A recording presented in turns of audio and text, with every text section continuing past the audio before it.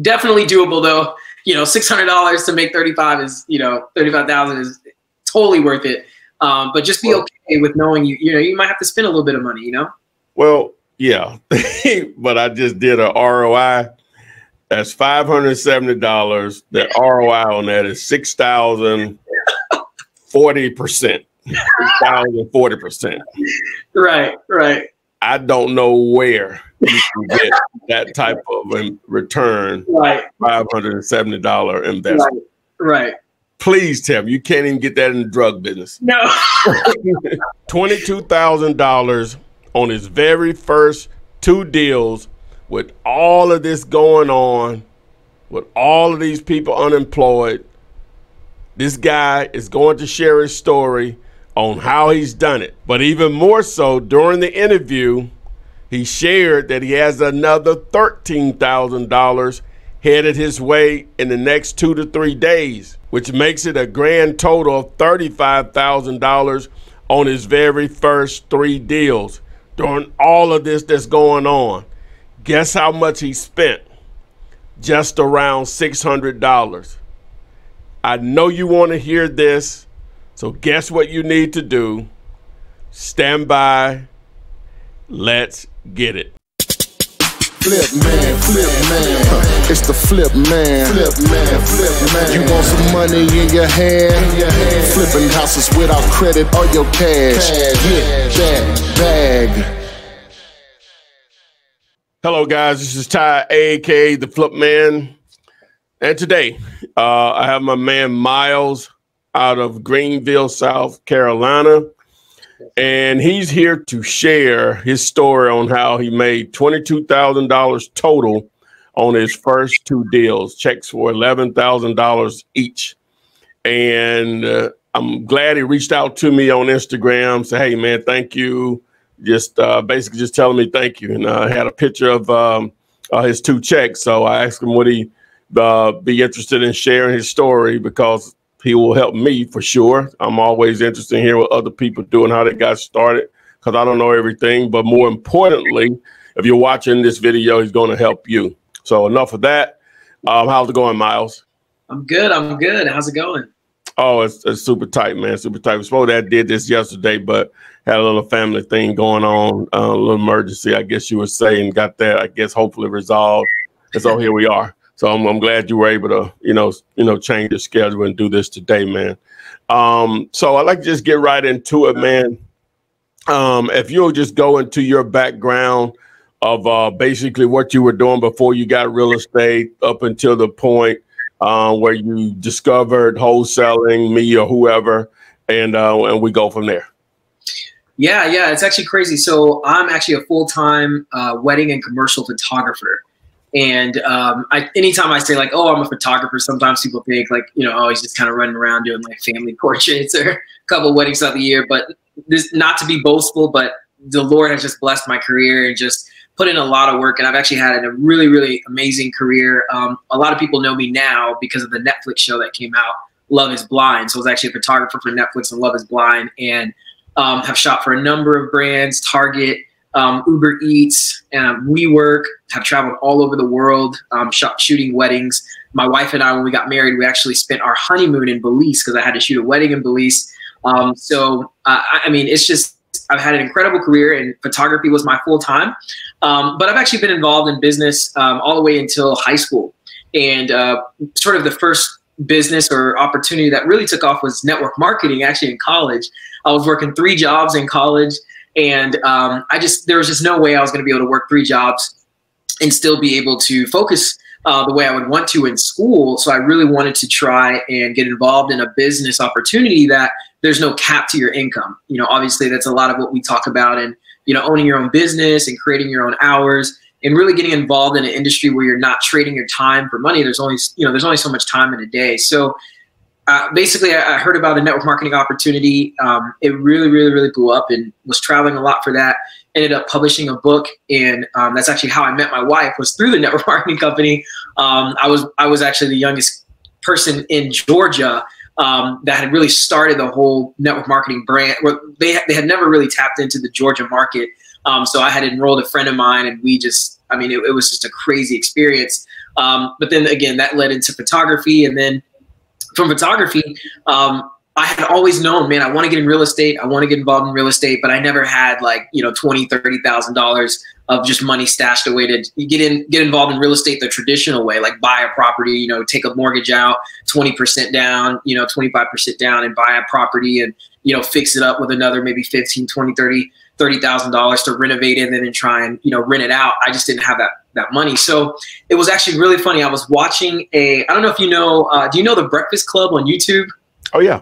Mm-hmm. Yeah. So crazy. So I'm always listening to like podcasts. I'm always reading books. You know, I have different parts of my life. I'm always trying to personally develop. So whether it's finance, whether it's health, you know, but sometimes I'll just spend time just being entertained, you know, so I'll go to The Breakfast Club, honestly, just to, you know, just to hear from other individuals in the entertainment space, and just kind of just, you know, not be so focused on just, you know, developing my mind on stuff all the time, and just something that's just interesting, you know. So that I was watching The Breakfast Club, and it was so crazy. They had interviewed a guy. I mean, they don't typically have these kind of interviews. It's usually like artists and, you know, musicians or, you know, celebrities and things like that.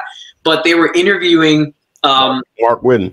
Yes, and he was talking about how he was, you know, able to, you know, make money with like no credit, or how he was able to basically get involved in real estate with, you know, not using his own money, not using your credit, and, you know, just the whole tagline, you know, obviously that we hear for wholesaling. And, you know, at first I'm like, there's just no way. I mean, like, what? I mean, what is this guy? You know, I'm like, there has to be some kind of catch. You know, everyone says stuff like that, but it's like, I mean, you're not really using your money. You know, you know, there's no credit involved. Like, what is this really about? So it was honestly that day. This was probably about 4 months ago. I had heard about that interview, and I was just blown away. I honestly had never heard anything about wholesaling. I never heard anything about that concept. And it just blew my mind away. I was like, this is crazy. So I started doing a ton of research, and that's actually how I ended up finding you. I ended up finding another guy. I'm sure you know Max Maxwell. A lot of just the greats, you know, Pace Morby, a lot of these guys. And I'm like, man, this is an entire industry. This is like really happening. Like, people are really going on with this, and this is real. So I was like, there is no way I'm about to miss out on an opportunity like this. And I'm a big believer, man. If someone can make it happen, I can too. You know, it's never the horse, it's the jockey. You know, that's always my mindset. It's if it works, it works. You just got to make it work. So I'm like, if they can do it, I know I can do it. So that's how, I mean, I guess, you know, if you have any other questions, that's at least how I got involved, or how I heard about wholesaling, was honestly from that YouTube video. And just started just studying, man, for about a month. So basically the middle of January all the way to the end of January, I was just studying and studying, watching videos, you know, just really trying to learn about.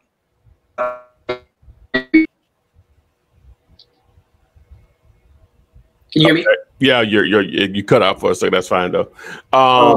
Okay, so you educated yourself. You took out basically a month to educate yourself, as I always try to advise people to do, to take advantage of all of this free content out there beyond what I have, you know, on my channel, which I think everything you really need is there to definitely start doing deals. But there's others out there besides me. So, so you took a month to educate yourself, and then what was the first action you took to do this? Yeah, that is actually funny. So you actually talked a lot about bandit signs. It's so funny because my wife is actually in the office on the other side of the room. But I really like. I had a little bit. I didn't have a lot of money. I had like, you know, about $100 to $200 that I was willing to just, you know. I always say, like, you want to have, if you're going to invest in anything, it better be money that you're willing to throw away. So I had about $100 to $200 that I was comfortable with, like, okay, let me just, you know, see what I can do with this. If nothing happens, you know, nothing happens. And it was bandit signs that you know, I was hearing you guys talking about bandit signs, and just really, that was honestly my first sort of means of marketing. Actually, well, I'll go back. It was two things. It was driving for dollars, but also bandit signs. So the very first action I did, honestly, was driving around and looking for properties that were distressed. But what ended up happening is I realized, like, that really takes a lot of time out of the day. Like, just getting in my car and then just driving all around and looking for properties. So, you know, I'm all about efficiency. Like, is there another way that I could maybe have anything that I do sort of duplicate? And I kind of, you know, realized, like what you guys were talking about with bandit signs, or what you talk about with bandit signs, you can put these bandit signs out, but it's kind of like marketing that's working for you because people are driving by it and, you know, people can see these signs. So I started driving for dollars, but putting bandit signs out while I was doing it. And I would wake up at like 4 or 5 o'clock in the morning. Honestly, my wife would be like sleeping. I would wake up super early and I would go put out bandit signs right before the sun would rise, and a little bit throughout, just before I would hit the gym. And then I would hit the gym for about an hour, and then I would go back out and do a little bit more driving for dollars right before I got home. And it'd be about like 9 a.m., 10 a.m. So that was really my first action, was just getting in the car. You know, I have this knowledge of basically skip tracing, you know, learning about finding the owners of these properties and having the conversation. And I'm not afraid to talk, you know, to a homeowner. I'm not afraid to talk to people. So I just figured, well, let me at least just find a property that, you know, I can see definitely needs to be renovated, and just go ahead and just work backwards, you know, instead of sometimes, you know, you want to put all the money into systems and programs and all these things. And I just said, let me just do some legwork and kind of drive around and look for properties. So that was the first thing I did action wise. Okay. So you started driving for dollars initially. So let's get into how did you find your first deal? Yes. So actually I'll back up. So the end of January is when I was really studying, and then February is when I really started doing a lot of driving for dollars. And I was calling, man. I'm not gonna lie. I was calling people. I'm not afraid to talk to people. And I got all of the answers that we all talk about. You know, I mean, I remember distinctively there was a call where I called a guy and I did, you know, the kind of spiel like, hey, you know, I'm an investor in the area, really just looking to, you know, see if you were willing to sell your property, or if you're interested in selling your property. I'm an investor in the area looking to buy properties. And I can't remember what the conversation was, but I just distinctly remember this guy saying, did you see a for sale sign in my yard? And I was like, no, not really. He's like, well, then it's not for sale. I just hung up. And I'm like, oh my God. You know, so I definitely, you know, yeah, man, I went through it all. I called and called and called. And I'm not going to lie, I did not do, I didn't get my first deal that entire month, just, you know, but I wasn't willing to give up. I knew that this business is a long-term thing. And it's like, man, I mean, if anything that comes fast will also go fast. So I knew I just needed to put time into it. And kind of the end of February going into March, I was still driving for dollars. I did the bandit signs, but I'm not going to lie. I said, I don't have that kind of money to sort of, you know, gamble on throwing out a bunch of, like, spending $100 on bandit signs and then what, you know, and people picking them up or throwing them away and things like that. Because it takes some work, obviously, to go out and get the signs. The bandit signs go out, you know. So I said, what can I do that's duplicatable again, that may not cost as much right up front while I'm working this? Because obviously we all know COVID-19 happened going into it. Man, it's like the end of February. I just started this thing. We're going into March. And literally in the middle of March, obviously all this stuff with COVID is I saw really like band signs, and what I ended up about was SMS, like text messaging. And that's actually how I found my first 3 deals. So I know when I first talked to you, I sent you the photo of 2 checks, but so as of today, I actually have closed on 3 deals. So it's actually on the dot 35,000 in total, and all of those have actually been through SMS text blast. So I had heard about SMS. I'm trying to remember what video. I'm not sure if it was like I'm not sure if it was Pace. I don't think it was Pace More. It was a video I was just watching where there was a guy who just he ended up landing a really awesome deal. Made a chunk of money, and he said how he did it all just through a text message. And I was like, what? So he started talking about this text messaging software that he was using. And I did the free trial of that. I did text magic as well. And I just kind of started playing around with skip tracing lists and putting them through the SMS and really understanding and learning how to approach, you know, my text messages with these homeowners. So changing up my approach. Instead of just saying, hey, I'm an investor looking to buy your property, I would say things like, hey, my wife and I, we're looking to add about 2 or 3 more properties to our portfolio in the area, and we're interested and we're wondering if you're interested in selling your property. I would say things like my wife and I, you know, and things like that. So that's actually how I found the first deal, was through SMS blast. Okay, boom. All right. So let's go into, so are these all 3 separate owners on these deals? Yes, yes. These are all 3 different owners. And the actual program, just to be more specific, as I said, Text Magic. And then the first one, I couldn't remember what it was because I was testing, you know, which one was the best. I actually found those deals through Batch Skip. So Batch Skip Tracing was actually the software that I used for the texting, just because it was compliant, because you have to individually click each one. I know some of the others, when they just blast all the text out, and we, obviously it seems awesome to just get all your text messages out in one click. But I just want to, if I'm going to do this, that's the only way you can stay compliant. Right. I'm an affiliate of Batch Leads. People can access mine through text2flip.com, which is on the screen right now or whatever. But yeah, that's basically how it's done. You have to literally sit there and press each one of them. Boom, boom, boom. If it's 50, you're going to press the button 50 times or 100 or 200 or whatever.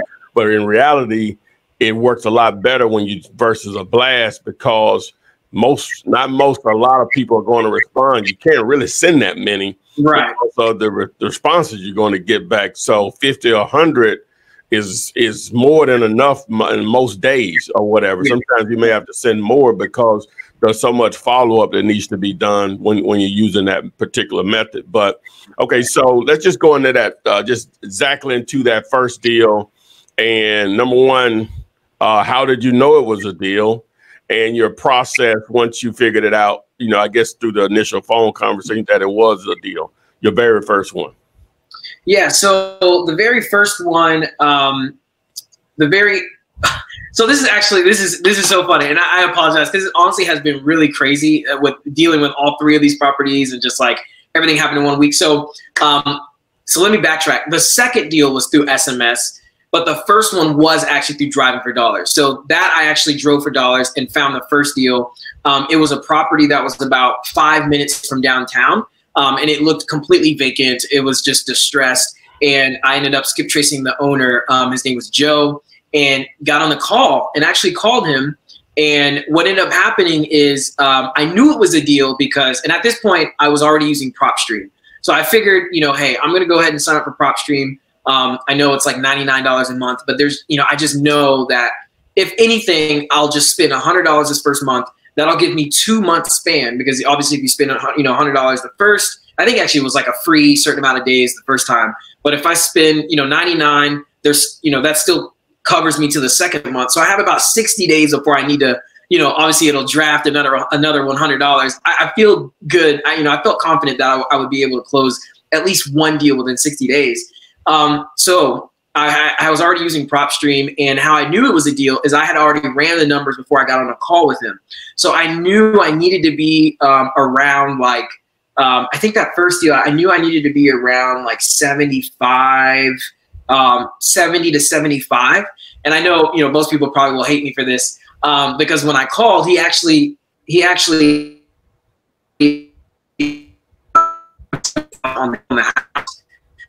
So you right away, like, oh, he just did the calculations, and I know. Well, back up. Your connection faded. You said, so when you actually called.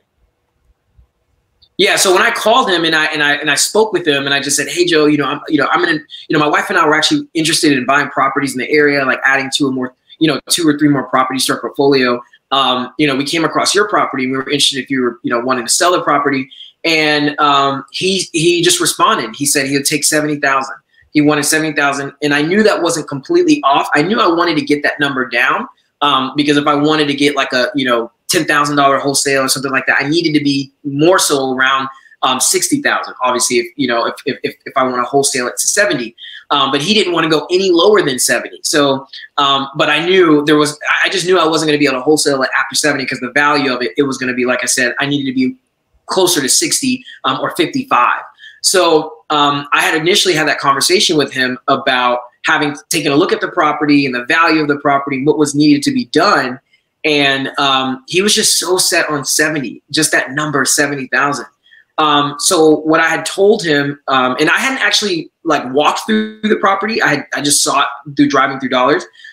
So what I said is, I said, okay, 70 may work. 70 may work, but I have to actually be able to walk through the property to see if that number will actually work in terms of us buying the property. Before I actually walk through a property, I always go under contract, you know, because I don't want to spend time going to properties and, you know, we can't agree on a number that actually works. So let's go ahead and go under contract for this 70. We'll see what we can do. We'll walk through the property and I'll, you know, and obviously have that conversation with him about, you know, what the repair costs and things would be. So we agreed at 70, but I had already set the expectation for him that may not be the exact number. That, you know, we're obviously going to look through the repair cost. That number was based off of just, you know, understanding the size of the property, if it was like a gut rehab and things like that. So when I walked to the property, or when I got under contract and then I went to the property, I mean, man, it was actually going to need a lot more work than that. It was going to need a lot more work than the repairs than I had originally calculated for. But I think what helped is I had already started marketing that property out. So I had already marketed on Facebook, in a Facebook group. I was already sending that property out. And what was crazy is this was my first property that I actually, like, you know, marketed out on Facebook. And there was a list of just buyers that were, I mean, several people were just sending me their emails like, you know, hey, I'm interested, because it was 5 minutes from downtown. So downtown Greenville is like an amazing, you know, downtown Greenville is an awesome area here in Greenville, South Carolina. And the property is literally like 5 minutes, you know, away from like the heart of downtown. So there were a number of buyers that were just really, really interested in that property. But the this was Facebook Marketplace, or was it a group? So it was both. So I did Facebook Marketplace and the group, but the group actually, so it was like Greenville, South Carolina, like investor. It was just an investor group locally here. Yeah, it was just a local investor group, and I just marketed the price. You know, I talked a little bit about it. You know, guys, this is 5 minutes downtown. There was a house literally right next door that was completely renovated, and it was like a 2-story, beautiful home.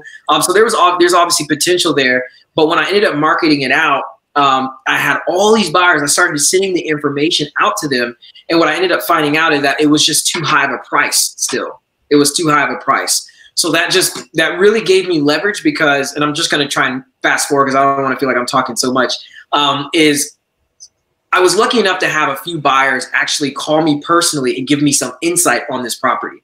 So this deal was actually really interesting. I don't know how long, you know, we typically will do this interview. But, run with it. Let's roll. Well, I won't go into too much detail about it because it's just a long story. But basically, this guy Joe had been under contract like 2 times before. So, he had been contacted. So there was a wholesaler who actually reached out to me and said, "Hey, I know the owner of this property. His name is Joe, right? Like, we actually were talking to him, but he wasn't really willing to come down on the price, you know, he just really wasn't willing to work with us." And you know, so they moved on, and I was like, "Oh, that's you know, it's interesting." And they were just telling me a little bit about him and things like that. And then another buyer, an actual buyer, reached out to me and said, "Hey, we were under contract with this guy, and we were going to turn the property into a 3-bedroom, 2-bath, because it's a 2-bed, 1-bath. They were going to turn into a 3-2." But he said that the renovation cost, because I had put the repair cost was about $50,000 to $60,000. They said that they found that the renovation cost was actually going to be closer to $90,000. But then I was like, $90,000. Well, you know, our flips and options are a little bit more higher than the buyer, but so I just didn't work for us. We tried to make it work, and he just, you know, wasn't willing to work. So the reason I say this honestly is for anyone who has a property maybe under contract, or is maybe really struggling to really move a property, you know, right at the beginning, or there's any kind of hiccups, is like, don't give up. Like, I mean, I had several people that had already told me, like, oh, they had already contacted this guy, you know, they were already, you know, working with this guy. And I'm like, oh man, you know, is this really gonna move? Because if it's such a good deal and it, you know, it would work, you know, wouldn't it have been wholesaled already? But I just knew, like, I just stuck with it. I'm like, I know I can figure out how to get this property to move. I'm going to make this thing work. So I called Joe back and I gave him all this information that I had learned as just basically like knowledge, like, hey, this is actually what this is going to cost. And I broke it down. So if anyone's listening to this right now about repair costs, I think it's really helpful not to just tell homeowners, hey, this is going to cost $60,000 to renovate, right? Because they don't really, first of all, that doesn't really, I mean, in their mind, first of all, they're not even thinking like an investor mindset in the first place. They're thinking, you know, the land to my house is worth 10 times than probably what it is by itself.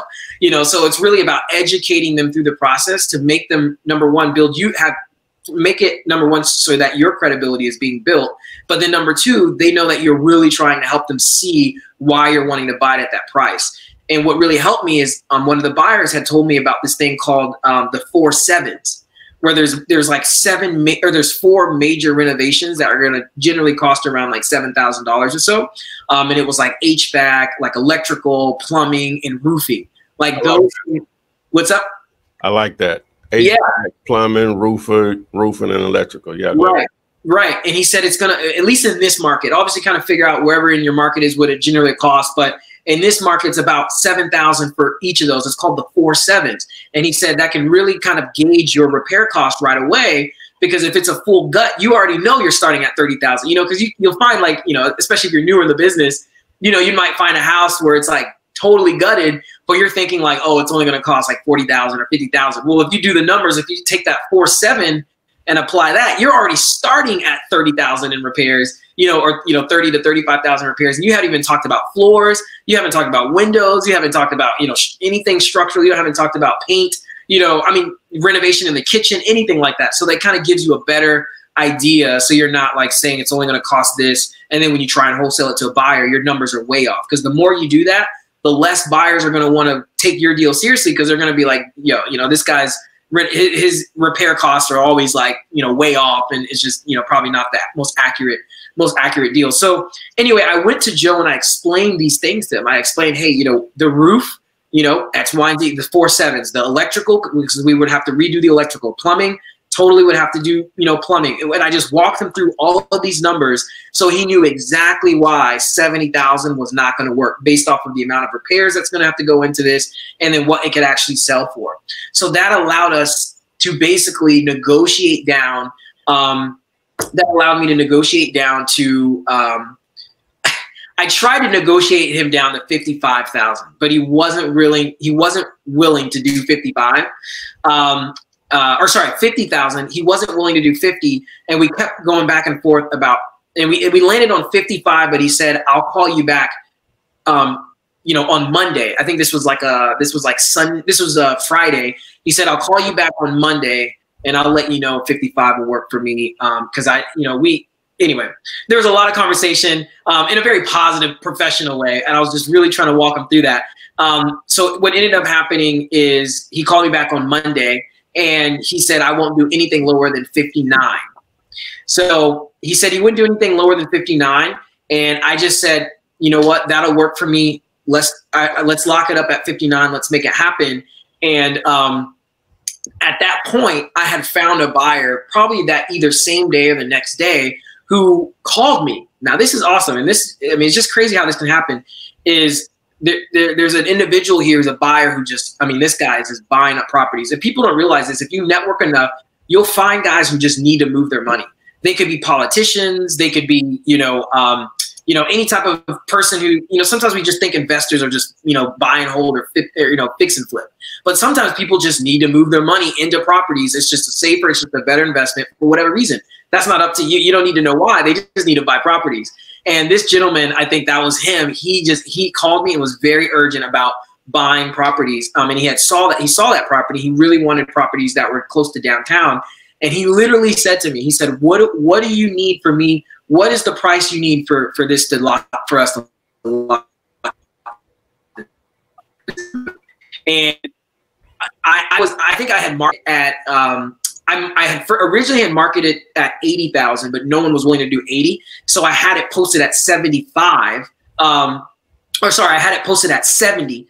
And I just told, I told him, let's just do 70 and let's lock it up. Let's just do 70 and lock it up. He said, deal, just send me the contract. Let's make it happen. And I wrote the contract for 70,000 for the buyer. And I had already renegotiated with Joe for 59. And that was that 11,000 wholesale spread. I'll let you ask another question, but I'll let you know it didn't stop there. When we actually ran title, there was a whole issue that I just learned all this other. It was just a crazy deal, man. How did you go about? I'm assuming with this a seasoned investor. Did he use his title people, or what are you all a attorney title or just attorney? So I believe attorney. I believe attorney. He was okay with using the title company or the attorney that I had. Okay. Because again, he just wanted to move quickly. He just was someone who was like, he didn't want to have any hiccups, you know, because what if he was like, I want to use mine. And then I'm like, no, I want to, you know, he's just like, what can we do to just make this thing happen? And I just told him like, hey, you know, we can use my, you know, in the contract, you know, the only term that I, you know, really would care about is, you know, obviously, you know, the earnest money. And I walked him through the terms. And then obviously one of the terms was like using, you know, our actual title company or my actual title company. He was totally fine with that, or attorney. And he was totally fine with that. Okay. You said you had a title issue. What was the issue? Yeah, man, I was so stoked because first of all, everyone was like, you know, Joe's not going to budge. You're not going to be able to wholesale this deal. And I'm like, everybody literally dropped this deal and I'm about to make $11,000 on this wholesale. So I was stoked out of my mind. And then we ran title with the title company, and the lady's name is Martha. And she, the attorney, she called me back and she said, Myles, so there's quite a bit of an issue. And I'm like, oh my goodness. And she said that there's two issues with this property. Number one is there seems to be sort of a, there was a tax issue with the owner himself. The owner apparently, there was a tax, he didn't pay something. And I think it was just there was like back taxes in general, something like that. I don't think it was the property tax. I think there was just another lien against Joe, maybe, that had to deal with, I can't remember. But long story short is, the name was Joe Gregory, his name was Joe, but there's a lot of Joe, you know, G, I'll just say Joe G. There's a lot of them, right? So she needed his social to be able to confirm if it was actually him. Okay. So I was a little like, okay, maybe it's just not this Joe. Maybe it's just happening to another Joe. So she said, we just need to confirm that it's not him. We don't think it's him because, you know, we don't think he would be, you know, obviously trying to sell this property if he knew there was like liens, you know, against it. So I was okay with that. But then she had dropped the bomb on me about there being a $300,000 mortgage against the property. And she literally herself was like, she had never seen this kind of lien. I mean, there was literally, she's looking at this lien that was like $300,000 mortgage against the property. And so she started explaining how this whole thing worked, where there was a guy named William who, like, the dad passed away, and and then William and his sister inherited the property or something like that. And they, like, you know, it was like free and clear, but then apparently they like took out a mortgage on the property or something like that. And maybe just didn't pay it back or just something. And like, there's this $300,000 lien against the property. And what's crazy, because, you know, PropStream will show you, you know, just the purchase history of the property. Joe bought this property for $7,000 for $7,000. He just bought this property for $7,000. So I'm thinking, okay, how is there a $300,000 lien against this property? He bought it for $7,000. They must have just written up their own contract or something like that. And she kind of agreed with that as well. And I ended up calling Joe about this, and he actually confirmed that. He said that they actually wrote up their own contract. They didn't run title. I'm like, oh my gosh, dude, he didn't run title or anything. He's an older guy, by the way. He's like he's like 68, like 68 years old or something, 68 or 7. And they just wrote their own contract up, and he just bought the property for like $7,000. And I was just like, oh my gosh, this is going to totally kill the deal. So she said, well, here's the only thing that we can do is to confirm if this is really true, because this seems a little outrageous, is to call obviously the bank or the lender, whoever, you know, this mortgage is supposed to, you know, obviously this debt is going to, and really confirm if this is really accurate. And we'll let you know, I think it was like another Monday or Tuesday or Wednesday that day. And we'll let you know if this is actually the mortgage against the property. One thing I'll actually say as well, you know, I ended up calling the buyer, and I think it's really important to just be open with your buyers, because again, I mean, these guys are, you know, they're properties and they're investors, and obviously they've been in the business. He taught me a lot of different things. So obviously things like, you know, from other buyers, the 4.7s, that's really great. But he also told me some things about the lien. So I called the buyer and I said, man, I'm not going to lie. Apparently there's some issue with the mortgage. There's a $300,000 mortgage against this property. There's this lien. Or actually, sorry, I didn't actually say that there's a $300,000. What I asked him, I said, if there's a lien against the property, is that a done deal for you? And what he actually ended up telling me, he said, no, I buy properties that have liens all the time. And I was like, oh, that's interesting. And he said, what ends up happening is when there's a lien against a property, basically that lien will disappear after 10 years. So based on how long that lien has been, that judgment has been there, and how much is owed, he will sometimes just buy the property and just, absorb that, whatever that, that lien might be, because the lien, because, you can't like, you can buy the property with like no insurance if there's a title and, no title insurance, because the title company's not going to issue, title insurance. Correct. He'll go ahead and buy it himself because, because obviously if you don't have that, you can't sell the property if you inherited that lien, with this property. But he'll go ahead and buy it because after 10 years, it just disappears. And I'm like, what? And I actually confirmed that with the title, with my attorney. She said the same thing. She said, yes, that actually is accurate. So I was like, that was interesting. It's just interesting to know, obviously, as an individual who wants to do flips and buy properties and stuff in the future, to kind of know that as well, Oh, yeah. So that was kind of interesting. But he said, well, let me know what's going on with that lien, because based on how much, we really owe and what really the deal is going to be, it'll, really determine whether or not this is something, I want to, continue going through with. So, man, by the grace of God, I mean, it was just a crazy. This actually happened about 2.5 weeks. Yeah, about 2 weeks ago, is when all of these deals. So while we're talking about this deal, well, obviously we're not talking about the other one, but I actually ended up locking down or finding another deal through this process. But obviously we're talking about this one. So that's how all of these happened kind of back to, or at the same week. We closed on all these at the same week.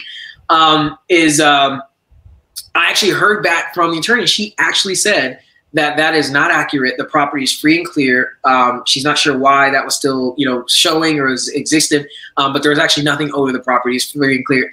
We can still move forward. I was so stoked out of my mind because I'm like, man, yes, we are actually about to make this happen. So how long did that process from the moment you, I guess, found that deal till you got paid the 11 grand on that one? Dude, it was actually about 5-6 days. I mean, once we ran the title, which only took about 3-4 days, like about 4 days or so, we found that issue with the title. And then that's when I called her, about it that 4th day. And then she was like, we'll follow up on this and try and figure this out. And then about 2 or 3 days later is when she let me know that, it's actually free and clear. We're good to go. Everything's good to go. And it only took about a day or two to set the closing date, which was like last week. That's when the buyer, came with the cashier's check the day before, and then we closed on that next day. So boom, 11 grand just like that. And 11 grand, dude. And I a week. Back to back. It was 11 grand. I picked up I actually got the $11,000 check on Thursday, and then there was a closing that Thursday for me to pick up the other $11,000 check on Friday, the next day. So that's why I had those two checks. I say there was like 22, in the same day. So and then you picked up the other 13,000. So 13,000 is that one was actually through SMS. So the first one with Joe was driving for dollars. The second one was a probate, and that was a cool experience to learn a little bit about probate as well. And this guy was great to work with. And I learned a little bit about some water damage stuff because he had water damage, but that was a probate, and I just happened to be there at the right time. And that's another thing, for listeners that are listening is probates are obviously great to work with, but it's a timing thing. It's a timing. So the first one was driving for dollars. Second was probate, and the third was text message. Yep. Okay. Well, the last two were text, but it was a probate situation on that second text deal. But the third one was also SMS as well. All right, 35,000, just like that. Boom. Dude, baby in 2 weeks. So how many days after so Thursday, Friday, and then you got the 35,000? So that one's actually closing this coming week. This coming week. Yeah. Okay, yeah. It's coming up. All right. Cool. All right. Wow, man, that's what's up. Yeah, that's the second deal. So it was probate. From the time frame that you got that one, how long did it take to close that one? So that one, about the same time frame. It was about that one was about a week as well. Okay.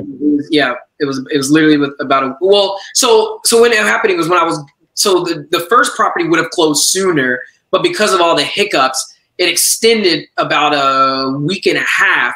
But at the kind of earlier stage of that, I had already found that probate deal. And the guy had told me he thought that he was able to sell the property, but probate wasn't done yet, and he was waiting for the court. But it was only like 2 days late. I thought, I was like, oh, I'm gonna have to sit on this property for like a month or two, to figure out, the courts, take forever. It was gonna take. But he actually ended up hearing from back within 2 days or so. It was just timing, man. He just ended up hearing back like 2 days or so that they were cleared to go ahead and sell the property. Everything was good to go. So then that's why we ended up closing the day after the first one that we had closed. But that property was interesting too. And again, I would encourage people to just really know your numbers. And, you're not an expert, obviously, if you're starting off, but be confident and really just think through, because that probate property, I kind of, again, that was another property where I was like, oh man, that might, this one may not sell, because that one was on a main road. It was a great property, man. It had a roundabout driveway. The exterior was actually, I mean, lipstick, basically, renovations that you would need to do. I mean, just maybe some repaint. Like it had a covered porch. The structure was just amazing. It would just look great on the outside, almost like a house you could just live in. But when you walked in, again, there was carpet. It was just cleaned out. It wasn't horrible. I mean, you could just throw some paint on the walls. The kitchen cabinets were still intact, and actually, you could probably just paint the cabinets. But there was like a huge hole in the corner in the kitchen, and you could definitely, the kitchen would probably need a good, maybe a light to medium renovate, more of a medium renovation. And then all the rooms were just basic clean rooms. They just had carpet in them. Just need new paint, maybe new floors or new carpet. And then it was the master bedroom. The master bedroom itself, again, was another just like a little bit of renovation, maybe some paint, new carpet. But the bathroom had the ceiling caved in with water kind of dripping in. And there was some issue with the roof. And and that is what really kind of killed the deal with the repair. What did the numbers look like on that one? Yeah, so and this is why it was so crazy, because the checks ended up being the same, 11,000 on both, because they were actually the exact same numbers. Okay. So I actually originally got under contract with that gentleman for, I believe it was 70 as well, actually, which was crazy. But we had to renegotiate down to 59. But I wholesaled it at 70. So the first property I wholesaled at 70 and got under contract 59, and this one the exact same numbers.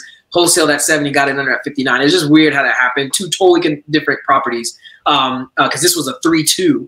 The first one was a 2-1, and they're two totally different styles. But it just happened that way. But that was the.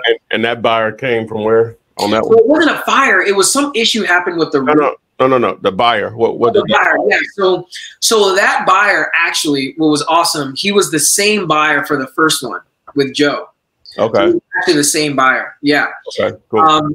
And again, this guy's he's just wanting to buy properties, and you'll find someone, and when you find someone like that, it's really important for you to go above and beyond and really build a great relationship, because you want a connection like that, obviously. Someone really want to buy. So what's interesting is he's running these campaigns and doing these other things here in the city.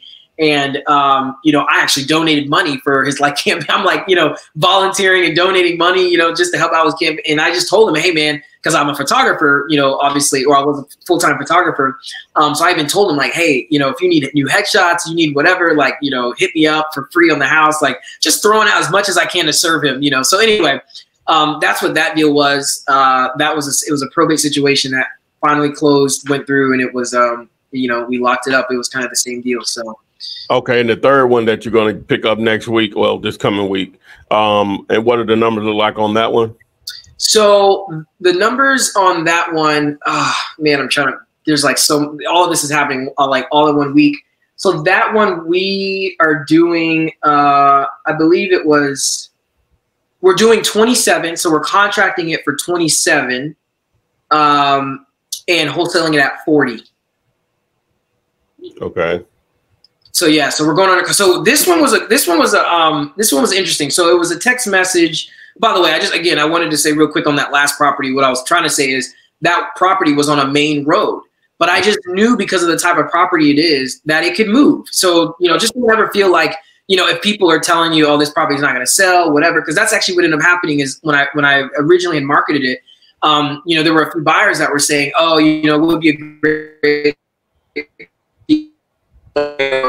Basically everyone kept trying to say no one's going to buy properties on a road, and that's silly because there are houses on main roads and people live there. Someone obviously buying properties on main roads. So anyway, but that third property was SMS as well, and that one was a very interesting situation. it was an inherited or the husband had inherited the property from his either mom or dad, I think his dad, and the husband is actually kind of not really ill, but he's not as like coherent to be able to like do things like sign paperwork or talk as much. So she has a power of attorney to really kind of do paperwork for him and do things like that. So I actually had to communicate through the wife. Now the interesting thing is this is just a property that's just sitting. Like they have no money to put in this. They don't want to do anything. They have no interest in this property. So the challenge with this, sometimes you might think that that's a good deal. The challenge with this though is she was she's so new, or like she's just not as knowledgeable at all with this whole process and this deal, that it actually kind of slowed the process down a little bit. And what I mean by that is when the text went out, she had responded back with saying, hey, she said, please give me a call, actually, I think. So I called her and I kind of explained that, you know, the whole situation, like, hey, my wife and I are looking at buying properties in the area. You know, we came across your property. We're pretty interested in, you know, purchasing the property. And I think she originally said, you know, what's your offer? Okay. Now I had learned as well as like, anytime they say, what's your offer? A lot of times it means they may not be as motivated. And a lot of people are hitting them up. So they're just like, what's your offer? What's your offer? You know? But what's more important is you not to just throw a number out there, but you define a little bit more of the pain, or figure out what number they need to make it work, to see if it's even something that you want to continue working with. So what I responded with is I said, well, we typically don't just make blind offers. We don't like to just make an offer on a property, because it's really dependent on, you know, what the repair cost is going to be, you know, what we're going to have to do to renovate this, you know, to obviously, you know, how it'll sell. So I just actually need to know a little bit more information about the property and things like that. So that's a good way to kind of deflect that, because then you start asking questions like, yeah, just tell me, you know, so kind of catch me up to speed, like what's going on with the property, you know, what's the situation? And that's when she started explaining just the issues. I mean, it needs a total gut rehab, you know, this and that and this and that.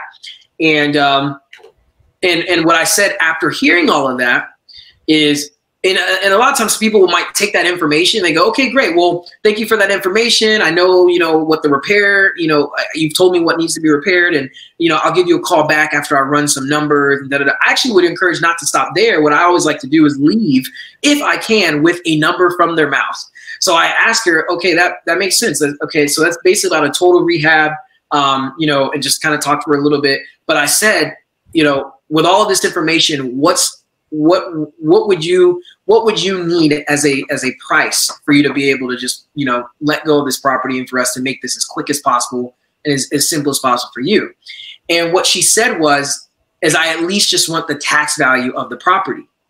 And that was amazing because what I had calculated, even with like $60,000 of repair, which is being conservative, I added a little bit more just to be on the safe side.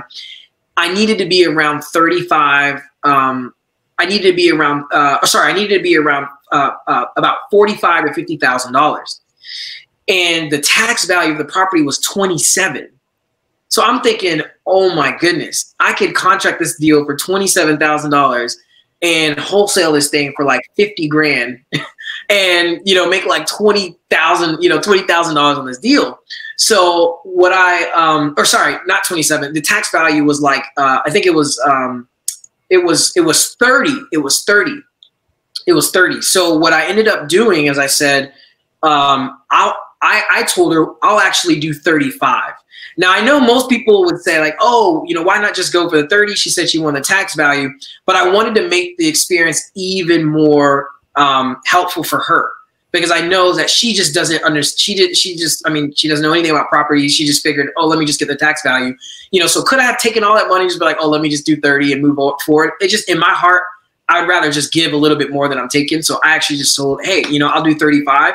And I figured that would help move it a little faster, because I'm giving her more than what she even asked. Because I already knew I would be able to wholesale this thing for like, you know, 50,000. So I'm not going to be, you know, greedy and just, you know, so I said, hey, let's do 35. How about that? I think 35 could actually work. Let's, what do you think about doing 35? And she was like, let's do 35. And I wrote the contract. We were going to write the contract up for 35. And this sometimes everybody in mama has a really, or someone who's a real estate agent, who's a mother or a brother or a sister or whatever of a friend or who has some connection to a real estate agent. So what she ended up saying was, she texted me a little bit later that day when we had already agreed to $35,000, and she said, I'm not gonna lie, I just don't want to move too quickly on it, because this all happened with like in a day. Like the text went out, she said, call me. I pulled up Zillow, I pulled up PropStream, and I was making sure all the numbers are right, and we agreed at 35. We were just gonna lock it up in a day. And so I could see where she was coming from. She was saying, I feel like this is moving a little too fast. Can I run your contract by my real estate agent just to kind of be sure and make sure everything really makes sense? So I actually talked to her a little bit about, hey, I'm totally there to respect you on that, but you also want to understand that real estate agents don't have the same motives as an investor would, and they also aren't thinking the same we are in terms of why we're buying the property or how we're buying the property. And I work with real estate agents all the time. This is no disrespect to your real estate agent friend, but I just want to, and I just kind of talked to her a little bit about expectation. Like, don't just hear whatever the real estate agent says and just be like, all right, that's what it is. Let's maybe talk about this a little bit after. So I let her do that. In that meantime, this is about maybe 2 to 3 days.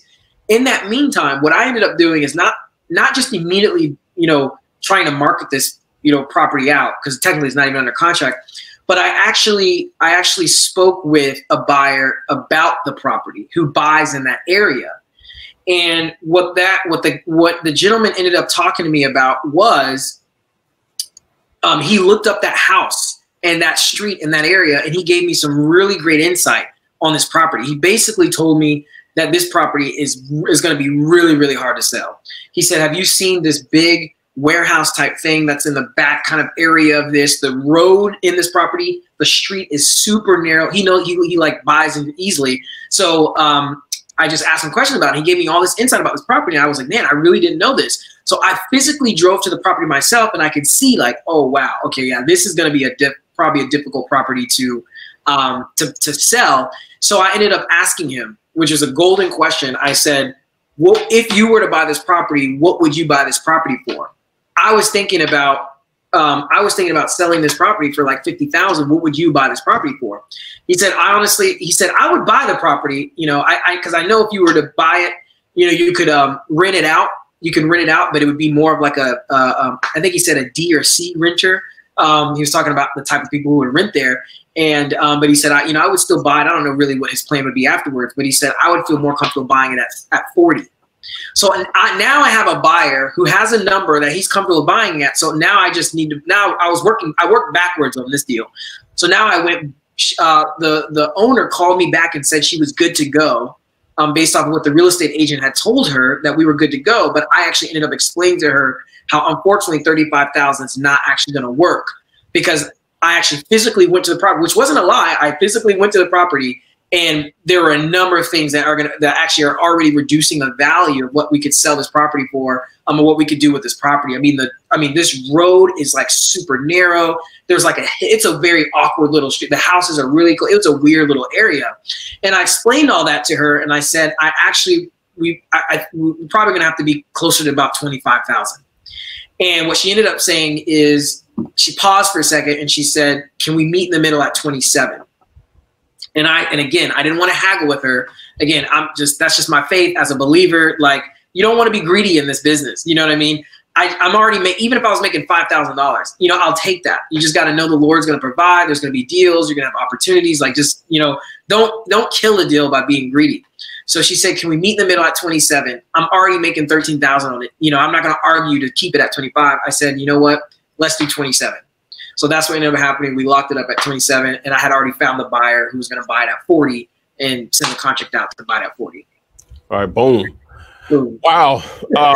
So what do you think, just real quick, what do you think you have totally invested right now in basically about 35 grand in revenue, which most of that's going to probably be profit, pre-tax, whatever. So what do you think you have invested right now? Which is funny that you asked that question, because I don't want to scare people who are really like maybe new to this business or maybe just now looking at it. But I love that you asked that question, because I looked at what I actually have spent. So I'm all about numbers, and I want to know, again, obviously, because you want to know what you're spending to what you're making to actually know what the profit is. like I remember what I originally had heard from like the YouTube video and what some people are promoting out there that you know, with no money and no credit, make a killing. And I just don't want to set that wrong expectation. Maybe there are some outliers out there who repeat that what you just said. You've seen whatever out there. Yeah. So you'll a lot of times you'll find people out there promoting that you can get started in wholesaling or in real estate without any money, with no credit, and make a killing. And there might be people out there that maybe they literally use $0. Maybe they drove their car day one. They spent no actual money in gas. There was already maybe some gas in the car. They found a house and they were able to find a buyer and it all worked out, easily with like $0 out of their pocket. That's so not the real case. Anybody that who's really making money in this business, they will tell you it really actually does take money. You're gonna have to spend some money. Well, that's not what it means whenever you hear people say no cash or credit, it means the transaction. Right, the transaction for sure. But there's some people that are thinking that you don't have to spend any money, just get in your car and drive around. Mm-hmm. And that is true, but even with that, you're having to spend money on gas. So the reason I'm saying this is because I want to get, some people really think and they get pulled into it's just that easy. I don't need to spend any money, I don't need to have any credit. Obviously you don't have to use your own money, but not everyone is promoting that you use your own money to buy these properties, because we learn that you don't use your own money because we're wholesaling. We understand the idea of wholesaling it, but some people legitimately think, I could spend $10, $15 or $20 and really make a killing. And you may, but I'm just trying to say you don't want to have that expectation. I think it's important for you to maybe think about, whether you have a job, or something that can bring in some money for you to do this business consistently. Because before I found those 3 deals, I was consistently, doing marketing, which was either I had PropStream, I was doing, I was doing SMS, but even with Deal Machine, that's $50 a month, at minimum, So anyway, so what I've spent total is about the last time I checked was about, I think it was about $570 something, which is still, when you think about making $35,000, I mean, that's nothing. but people, I want people to know, don't, just be okay with knowing you might have to spend, $200, $100, $300, don't get frustrated with the fact that you aren't making any money with wholesaling because you haven't spent anything either. Because remember I said, I got those deals because I was using Deal Machine, which is $50 a month, PropStream, which is $99 a month, and of course I spent the first 50 and the first 90, 99. But then even skip tracing, when you skip trace a list, I mean, you got to pull $60, $70, $100, or even thousands if you're doing bigger deals. So anyway, so far I've spent about $570 to $600, because again, I've had 2 transactions with PropStream, 2 with Deal Machine, and then the skip tracing from there has been, and then obviously the text blast. So definitely doable though. $600 to make 35 is, 35,000 is totally worth it. But just be okay with knowing you might have to spend a little bit of money, Well, yeah, but I just did a ROI. That's $570. The ROI on that is 6,040%. 6,040%. Right. I don't know where you can get that type of return. Right. $570 investment. Right. Please tell me you can't even get that in the drug business. No.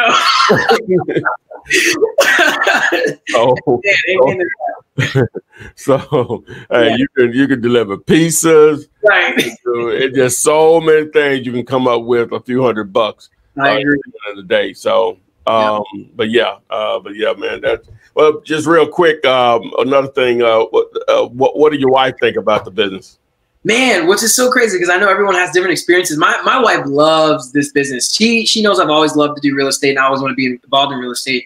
But she's actually really excited because she can be a part of this. There's been other, projects and things where it's a little harder for her, like if I'm traveling to go shoot a wedding or something, she may not always be there. But even when she just goes to the grocery store, I'll get a random text and she'll just text me this house that's like vacant. And she'll be like, babe, this is the address. Like, I just saw this on the way. Like, she's super supportive and always like, always encouraging me and, wanting me to really build this thing. So it's good to have that for sure. So yeah, she loves that. She loves the whole idea of these like really beat up houses, and like just the whole idea of being able to find the owners, and like just the whole experience of wholesaling.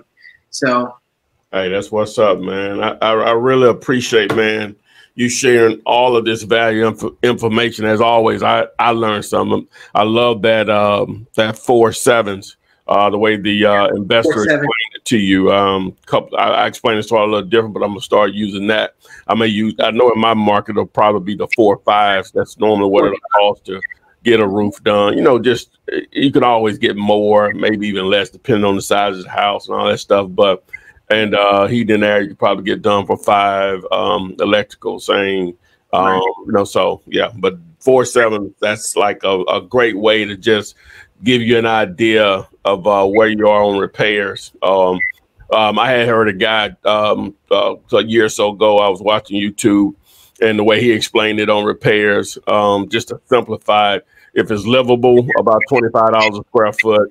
If it's not livable, $40 a square foot. Now it can go either way, depending on just straight rental, or if it's in a higher end area, those numbers go up. But for the sake of just doing some quick math, so you'll have something to work with to know if you have a deal or not, that's an easy way to do it also. Yep. So again, Myles, man, I really, really appreciate you sharing your time and your story and your journey with us. Sound like, you know, you're on your way. No question about that. $35,000 basically in a couple of weeks from the point that you started marketing or whatever is just a great story. Anything else you want to add just to give people a little bit more encouragement?